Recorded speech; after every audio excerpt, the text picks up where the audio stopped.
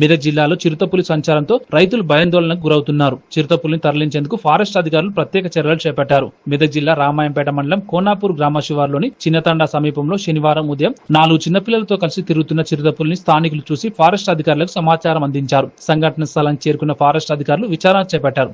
చిరుతపులిని అడవి ప్రాంతంలోకి తరలించేందుకు ప్రత్యేక చర్యలు చేపట్టారు. చిరుతను గుర్తించేందుకు సీసీ కెమెరాలు ఏర్పాటు చేశారు. స్థానిక యువకులతో కలిసి చిరుతపులిని క్షేమంగా అడవిలోకి తరలించేందుకు టపాకాయలు కాలుస్తూ డప్పు చప్పులు చేస్తూ అరుపులతో గుట్టు చుట్టూ తిరుగుతూ ప్రత్యేక చర్యలు చేపట్టారు. చుట్టుపక్కల గ్రామాల్లో రాత్రి వేళ ఒంటరిగా వ్యవసాయ పొలాలకు వెళ్లవద్దని చాటింపు చేశారు.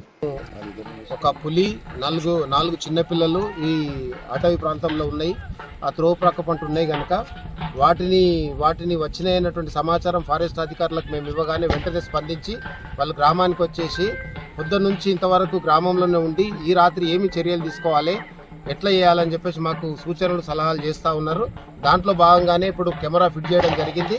ఇప్పుడు దప్పు చప్పుళ్ళు, పటాకులు ఇదంతా గ్రామస్తులం అందరం కలిసికట్టుగా ఉండి ఈ గుట్ట ప్రాంతం అంతా తిరుగుతూ వాటిని అంతా అడవులకు పంపించాలన్నటువంటి ఆలోచనతోటి మేము సార్ల వాళ్ళ సహకారంతో మేము కార్యక్రమం జరుపుతూ ఉన్నాం.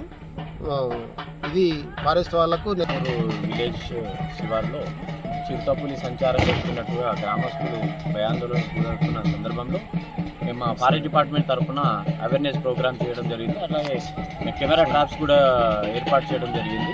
ఎక్కడైతే ఇక్కడ లెపర్డ్ మూవ్మెంట్ కనుక ఉన్నట్లయితే అందులో రికార్డ్ అవుతుంది. మరి అదేవిధంగా కోనాపూర్ విలేజ్ ప్రజల యొక్క సహకారంతో సాగర్ వారి యొక్క ఆధ్వర్యంలో వాళ్ళ డప్పు సప్పులు, టపాకాయలు మరియు ఇతర అవేర్నెస్ ప్రోగ్రామ్ కల్పించడం జరుగుతుంది.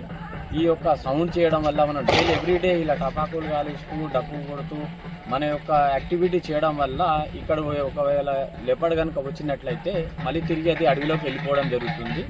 కాబట్టి మా యొక్క అటవీ శాఖ ద్వారా మేము తెలియజేయమనగా పశువుల కాపులు ఎవరైనా సరే పశువులను వాళ్ళ యొక్క పరిధిలో అంటే వాళ్ళ ఇంటి దగ్గరే కట్టేసుకోవాలి.